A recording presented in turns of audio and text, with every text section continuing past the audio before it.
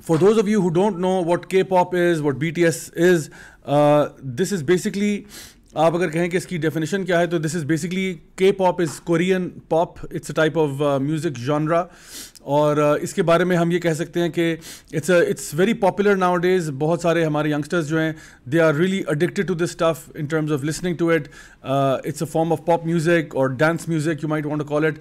And they are basically different youngsters हैं जो कि बहुत सारी कुछ private companies हैं जो इनको सेलेक्ट करती हैं, इनको हायर करती हैं, इनको ट्रेन करती हैं, इन पर बड़ी इन्वेस्टमेंट करती हैं और इनको डिज़ाइन करती हैं कि ये लोग यूथ को अट्रैक्ट कर सकें. मतलब these people are actually kind of hand picked, audition, selected, put in groups or sometimes even as solo artists, and then they are basically put out there to attract the youth. तो उनकी वो physical appearance भी देख रहे होते हैं, वो उनके dance भी देख रहे होते हैं कि उनके अंदर dance ability है, वो उनके vocal talent भी देख रहे होते हैं, कोई बीच में एक आध rapper भी डाल देते हैं, and then they literally orchestrate कि आज की जो youth है उसको attract करने के लिए कोई ऐसी पर्सनैलिटीज़ दी जाएं जो कि फिज़िकली भी उनके एतबार से यंग लुकिंग हों, अपीलिंग हों, and at the same time dance moves, sound, ये वो ऑल ऑफ दैट राजल डाजल, उसके साथ पूरी इन्वेस्टमेंट करना, वीडियोस बनाना, सब कुछ करना, and make these people into like idols. Literally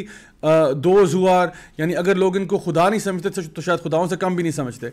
that's the kind of attitude that they want to kind of put into youngsters कि वो इनको literally if not worship than तकरीबन उसके करीब तक पहुंच जाएं कि वहां तक उनको आइडलाइज किया जाए. सवाल ये, क्या ये पहली दफ़ा ऐसा हो रहा है इंसानी तारीख में कि किसी सेलिब्रिटी को इतना आइडलाइज किया जा रहा है? बात यह कि नहीं, ऐसा होता रहा है. Back in the day, boy bands in particular, because K-pop के अंदर जो some of the most famous ones are, मैं खुद भी इसके बारे में रिसर्च कर रहा था. BTS is probably the top one right now, जिसका नाम आपको टाइटल में भी मिला होगा. EXO or EXO, I think they're called. There's a female group called Blackpink. Then there's another group called GOT7. Then there's 17. Then there's Big Bang, Girls' Generation, NCT, and so on and so forth. ये बहुत सारे different groups हैं जो mails और females और को-एड type के groups भी हैं. और बेसिकली इनका सारों का एक ही थीम है, नाच गाना और song, dance, very vibrant colours, all of that. And in this मैंने बताया कि ये मार्केटिंग कंपनीज हैं जो बेसिकली, या रिकॉर्ड लेबल्स जो कि मार्केटिंग कंपनीज हैं जो ये चाहते हैं, क्योंकि at the end of the day is business, right. तो at the end of the day what do they want is कि ज़्यादा से ज़्यादा लोग अट्रैक्ट हो जाएं, ज़्यादा से ज़्यादा मैसेज को घेरा जाए और फिर उन तक ये कंटेंट प्रोवाइड किया जाए, so that they basically keep buying their music and keep watching their videos and then advertising and all of those things. उनकी चीज़ें आती हैं. Now इस किस्म के जो boy band culture है ये काफ़ी पुराना है, कोई नई बात नहीं है. This has been happening for since a very long time. एक ज़माने में कहीं बहुत पहले बीटल्स में भी उस ज़माने में ये स्टार्ट हुआ था कल्चर बॉय बैंड वाला. उसके बाद I remember Oasis, and then you had New Kids on the Block came out. Then उसके बाद NSYNC and Backstreet Boys, and uske baad you had solo acts like Justin Timberlake, who was basically from one of those bands, and then karte karte ye boy bands every 5 to 10 years ke baad resurface karte hain, and now this has come to us in the form of K-pop, Korean pop, and this is what's really nowadays is really mainstream. A lot of the youngsters are now already listening to this stuff. So let's get down to it, क्योंकि हमने इसका comparison करना है कि क्या ये जो सारा कल्चर है, दिस K-pop कल्चर, क्या इस्लाम इसको इंडोर्स करता है या नहीं करता. So I guess the first place to start from would be, before we go anywhere else, let's start with the issue of music itself. कि म्यूज़िक, क्योंकि ये बेसिकली म्यूज़िकल बैंड्स हैं, दीज आर यानी म्यूज़िक पॉप बैंड्स. तो इस music का सबसे पहले हम बात करेंगे कि उसका इस्लाम में क्या शरई हैसियत है. So let's have a look at that. Allah सुब्हान तआला कुरान मजीद में सूरह लुक़मान, सूरह नंबर 31 आयत नंबर 6 में इरशाद फरमाते हैं कि वमिनन नासी मन यश्तरी लहवल हदीस लियुदिल्ल अन सबीलिल्लाह बिगैर इल्म, कि end of mankind is he who purchases idle talk. लहवल हदीस को मैं ट्रांसलेट कर रहा हूँ as idle talk, to mislead from the path of Allah.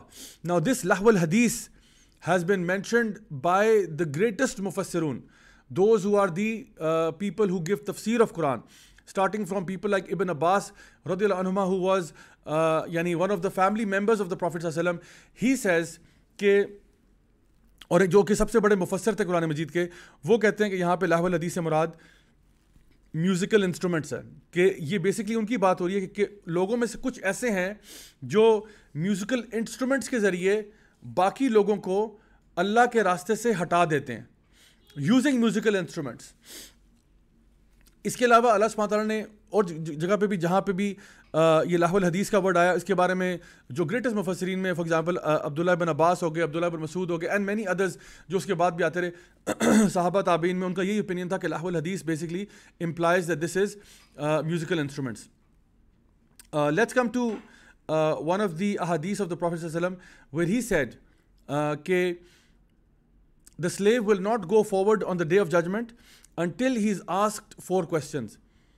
Yani coming to how music ends up wasting a lot of your time, he said कि एक बंदे को क़यामत के दिन हिलने की इजाज़त नहीं होगी जब तक वो 4 सवालों के जवाब ना दे दे. सबसे पहले his age and how he spent it, his youth and how he used it, अपने यूथ में उसने क्या किया, about his wealth and how he acquired it and how he spent it, and the knowledge that he was given and what did he do with that knowledge. So इस वक्त जो आपको knowledge दिया जा रहा है, अब उसके साथ आप क्या करेंगे, ये आपसे सवाल होगा क़यामत वाले दिन. और आपके यूथ का भी सवाल होगा कि आपने अपना यूथ कहाँ गुजारा.